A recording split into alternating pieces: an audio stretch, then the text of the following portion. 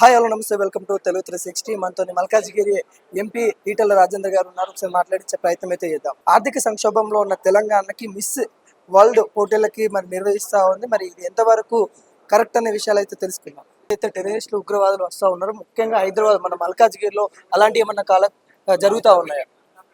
ఎక్కడ అడ్రస్ లేని వాళ్ళు వచ్చి ఇక్కడ శాంతిని భగ్నం చేసే ప్రయత్నం చేస్తే వాళ్ళ భరతం పట్టవలసిందే, చట్ట ప్రకారం శిక్షించవలసిందే.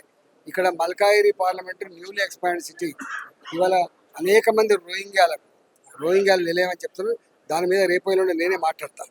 సార్, అంటే ఇప్పుడు మెదక్ రఘునందన్ రావు గారు కూడా మాట్లాడారు. ఇక్కడ మదర్సా పేరుతో వాళ్ళ నియోజకవర్గంలో కూడా అనేక కార్యక్రమాలు జరుగుతూ ఉన్నాయి. అదేవిధంగా మనకి హైదరాబాద్ చూసుకున్నట్లయితే మల్కాజ్ కూడా అతిపెద్ద పార్లమెంటు నియోజకవర్గం. మనకాడ ఇలాంటి ఏమైనా జరుగుతూ ఉన్నాయి? ఇక్కడున్న రాష్ట్ర ప్రభుత్వం దీని మీద దృష్టి పెట్టి పరిష్కరించకపోతే కేంద్ర ప్రభుత్వమే నేరుగా ఇట్లాంటి సమస్యల మీద సమాచారం తెప్పించుకుంటుంది, పీక నొక్కే ప్రయత్నం చేస్తుంది. నువ్వు అందాల పోటీ నిర్వహించుకో, ఏదైనా నిర్వహించుకో, మేము వ్యతిరేకం కాదు. కానీ ఇక్కడ ఉన్నటువంటి ఆర్టీసీ కార్మికులు కావచ్చు, అవుట్ సోర్సింగ్ ఉద్యోగులు కావచ్చు, సఫాయి కర్మచారులు కావచ్చు, చిన్న చిన్న గ్రామీణ ప్రాంతాల్లో ₹1,00,000 ₹50,000 పనిచేసిన కావచ్చు, గ్రామ కార్యదర్శులు గ్రామాల్లో పెట్టుబడి పెట్టే పైసలు కావచ్చు, గవే తీయరాదు ఫస్ట్.